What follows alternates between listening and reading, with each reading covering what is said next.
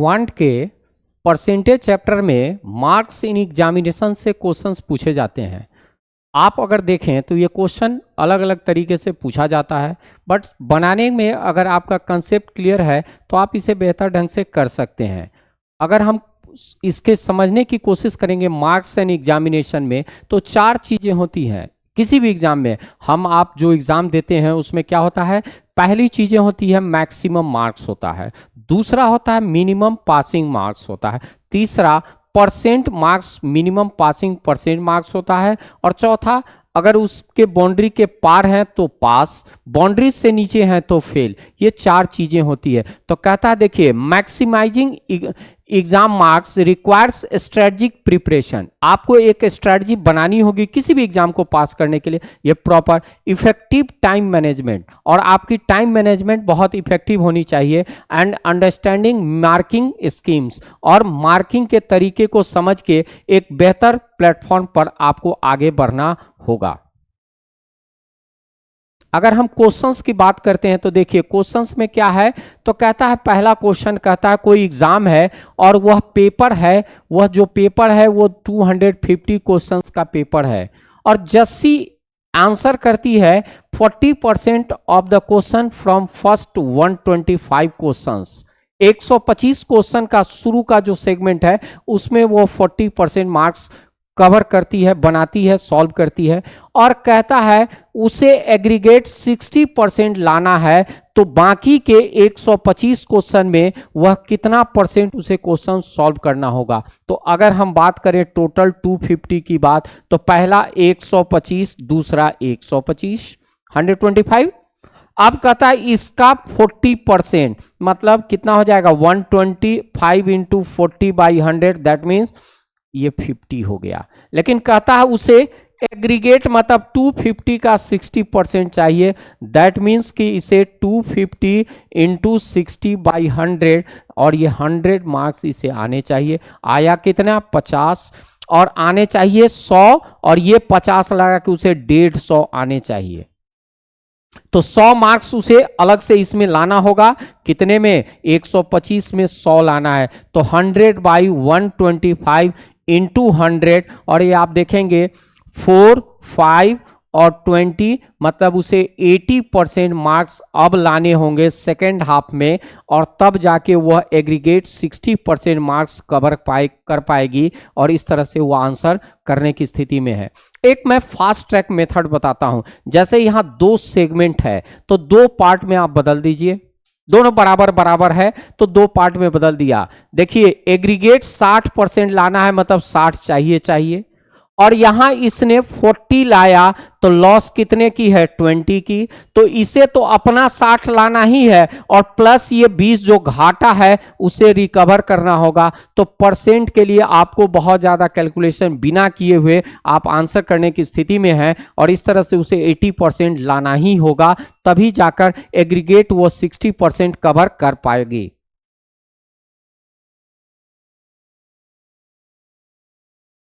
Next question की बात अगर हम करते हैं तो देखिए क्या कहता है क्वेश्चन कहता है कि एग्जामिनेशन में 500 मार्क्स का कोई एग्जाम है जिसमें A got 25% less marks than B got 25% more marks than C, and C got 20% less than marks than D, hence A got this one.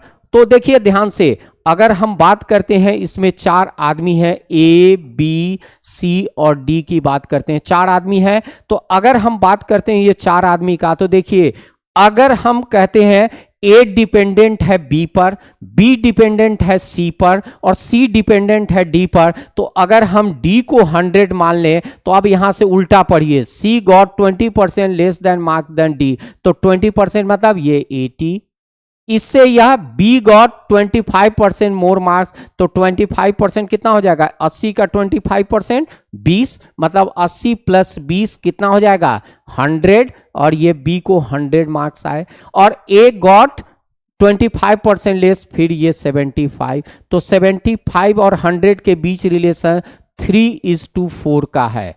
अब कह रहा है ए गॉट 360, तो 3 पार्ट का वैल्यू 360, तो 4 एक पार्ट का वैल्यू 120, तो 4 पार्ट का वैल्यू 480 होगा। अब ये पूरा का पूरा 480 मार्क्स डी लाया, कितने में? 500 में। ये परसेंट आपसे पूछ रहा है, परसेंट ऑफ डी क्या हो जाएगा? 2 जीरो से 2 जीरो कैंसिल हो जाएगा, 96% आंसर हो जाएगा। तो 96% इसका आंसर है, 96% आप इसका आंसर देख सकते हैं। कोई डाउट नहीं होनी चाहिए।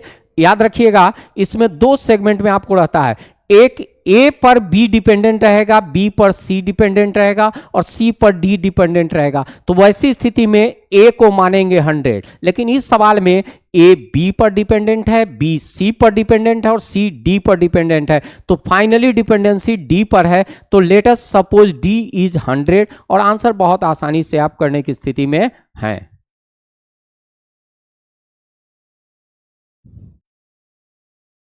नेक्स्ट क्वेश्चन की बात करते हैं कि एक ही एग्जाम में 2 आदमी के बारे में है।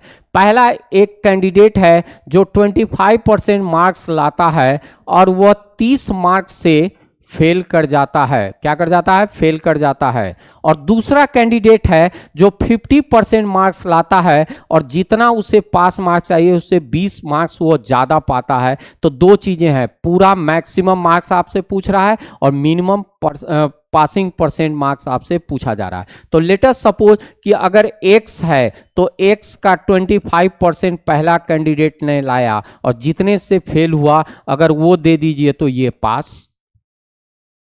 दूसरा कैंडिडेट 50% लाया और ये जितने से बढ़ गया वो माइनस कर दीजिए, तब भी ये पास की बाउंड्री पर। अब ये दोनों बराबर हो जाएगा। देखिए ध्यान से, x इंटू 25/100 प्लस 30 बराबर x इंटू 50/100 माइनस 20 और x का वैल्यू अगर आप सॉल्व करते हैं तो ये 200 आएगा और x का वैल्यू अगर आप इसका पास का जोड़ते हैं तो ये पासिंग मार्क्स हो जाएगा 80।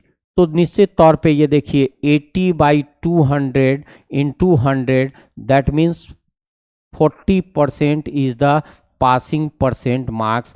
तो 200 और 40% B is the correct answer. आप इसे निकाल सकते हैं। आप ऐसा भी कर सकते हैं, इसमें सब दोनों का बात फुल मार्क्स बराबर है तो सीधा आप लिख सकते हैं 25% प्लस 30 इक्वल टू 50% माइनस 20। अब इसको इधर ले जाइए, 25% इक्वल टू 50 तो 1% बराबर 2। तो आप देखिए यहाँ ध्यान से देखिए, आपको फुल मार्क्स चाहिए तो 100% बराबर 200 यही निकल जाएगा। और दूसरा यहाँ देखिए 25%, 2 बराबर 1% तो ये बराबर कितना परसेंट? 25% प्लस 15%। सीधा सीधा आप वैल्यू निकाल सकते हैं, 40% आपका आंसर हो गया। तो दोनों आप बहुत फास्ट ट्रैक मेथड से एकदम जल्दी से आप निकालने की स्थिति में हैं, कोई दिक्कत इसमें नहीं होगी। तो दोनों मेथड से आपने सीखा, दोनों मेथड से आप यूज कर सकते हैं। अब अगर हम नेक्स्ट क्वेश्चन की बात करते हैं तो देखिए ध्यान से, अगर हम बात करते हैं नेक्स्ट क्वेश्चन में, नेक्स्ट क्वेश्चन में हम बात करते हैं तो देखिए क्या कहता है, Meena scores 40% in examination, in an examination after review her score is increased by 50%, she fails by 35 marks. अब पोस्ट रिव्यू में उसका 20% से इंक्रीज होता है तो वह 7 मार्क्स पास मार्क्स से आगे बढ़ जाती है। तो इसमें आपसे पूछ रहा है कि मिनिमम पासिंग परसेंट मार्क्स क्या है। तो अगर हम मान लेते हैं कि पूरा फुल मार्क्स 100x रहा हो तो मीना को कितना आया? मीना को बिफोर रिव्यू कितना आया? 40x आ गया, 40%। आफ्टर रिव्यू कितना आया? आफ्टर रिव्यू आया 40x प्लस 50% मतलब 20x, 60x आया। अब फेल वह कर जा रही है कितने से? फेल कर रही है 35 से। तो पासिंग मार्क्स क्या हो जाएगा? पासिंग मार्क्स हो जाएगा 60x प्लस 35, ये पासिंग मार्क्स हुआ। अब दूसरा केस क्या कहता है, देखिए ध्यान से, इसमें कह रहा है कि अगर वह 20% से उसका पोस्ट रिव्यू कर दिया जाए, मतलब 60x प्लस 60x का 20% इंक्रीज कर दिया जाए तो ये 72x होगा। अब कह रहा है 72x, पासिंग मार्क्स से 7 ज़्यादा है तो माइनस कर दीजिए, और यह फिर पासिंग मार्क्स हुआ, पासिंग हो गया तो यह बराबर 60x प्लस 35 के बराबर होगा। तो अगर हम x का वैल्यू निकालें तो 3.5 आ जाएगा। तो टोटल मार्क्स कितना हो जाएगा, 100x बराबर क्या हो जाएगा, निश्चित तौर पे 350 हो जाएगा। और पासिंग क्या आ जाएगा, तो पासिंग देखिए 210 प्लस ये 210, इसमें 60 इंटू 3.5 मल्टीप्लाई कीजिए 35, तो क्या हो जाएगा 245 हो जाएगा। तो परसेंट पासिंग क्या हो जाएगा 245 बटा 350 इंटू 100, और ये देखिए एक जीरो से एक जीरो कट गया, ये 7 टाइम्स कट गया, तो 70% is the answer. Minimum passing percent D is the correct answer. तो इस तरह से आपने देखा कि आंसर डी बहुत आसानी से आप निकाल सकते हैं। दो सिचुएशन है, दोनों सिचुएशन को इक्वेट सिर्फ करना है, इक्वेट करते ही आप आंसर करने की स्थिति में हैं। नेक्स्ट क्वेश्चन की बात अगर हम करते हैं तो देखिए क्या कहता है। नेक्स्ट क्वेश्चन में कहता है कि 60% of the students girls, rest are male. तो कहता है अगर हम 60% की बात करते हैं तो एक्स ये है, तो 60% एक्स इंटू 60, ये गर्ल्स की बात कर रहे हैं, 60/100 तो 3/5x हो गया। तो बॉयज कितने हो गए, 2/5x हो गया। अब कह रहा है इस दोनों का difference 3/5x minus 2/5x equal to 30 दिया है, तो मतलब x/5 इक्वल टू 30, तो x बराबर 150 हो गया।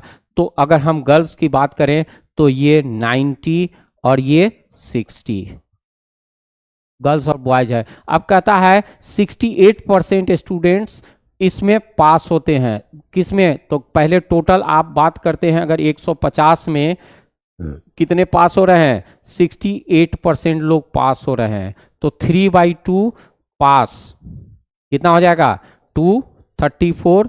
102 स्टूडेंट पास हो रहे हैं, जिसमें 30 बॉयज हैं, तो बाकी कितने हो जाएंगे 72 गर्ल्स हो जाएंगे, ये पास होंगे। और total fail, total do not pass girl, girl के बारे में कह रहा है, तो 90 माइनस 72 18 पास नहीं होंगे।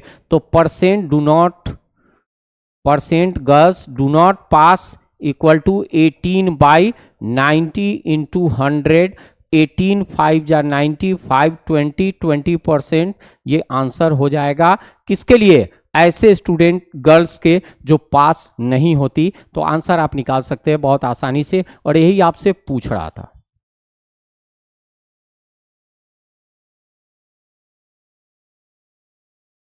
नेक्स्ट क्वेश्चन की बात करते हैं, ये बहुत अच्छा क्वेश्चन है। देखिए कहता है कि अगर पूरा हम फुल मार्क्स एग्जाम का माने अगर n है, तो n का देखिए आपके पास क्या दे रहा है, n का जो वैल्यू निकल के आ रहा है वह कह रहा है कि अगर पास मार्क्स क्या हो जाएगा, n का 40% पास, 45% पास मार्क्स है, तो 45/100 होगा। और कहता है इसमें निश्चित तौर पे आप देखेंगे कि अगर हम क्वेश्चंस के तौर पे अगर कहते हैं तो इसका जो वैल्यू है उसी का 68% लोग पास मार्क्स में फेल, डिफरेंस आएगा वो 36 मार्क्स का आएगा। तो माइनस ये क्या हो जाएगा n इंटू 45/100 इंटू 68/100, और ये वैल्यू 36 के बराबर होगा, इक्विवेलेंट होगा। तो अगर आप वैल्यू देखें, n का वैल्यू आप देखेंगे तो ये वैल्यू आपको आ जाएगा 250 सॉल्व होने पर। 250 जब आएगा तो आप देखिए एक ही जगह ऐसा है कि जहां पर वह वैल्यू 250 पॉसिबिलिटी है n का, अगर आप यहां डालते हैं तो वह 243 से बड़ा और 252 से बीच में होगा, उसका वैल्यू 250 दे रहा है, पॉसिबल वैल्यू दे सकता है। तो मे बी यह करेक्ट हो सकता है, इसलिए इस चारों में best suitable answer C is the correct answer होगा। अगर हम बात करें तैयारी की, तो तैयारी में डिफरेंट तरह के क्वेश्चंस हैं, जिसके लिए हमारा फंडामेंटल्स बहुत क्लियर होना चाहिए और पूरी टीम हमारी इसमें आपको पूरा सहयोग दे रही है। और आगे आप जब जुड़ेंगे बेहतर ढंग से आप इसका लाभ उठा सकते हैं। तो आप अगर चैनल आपको पसंद आ रहा हो तो प्लीज लाइक एंड सब्सक्राइब और आप इससे लाभ उठाएं। Thank you.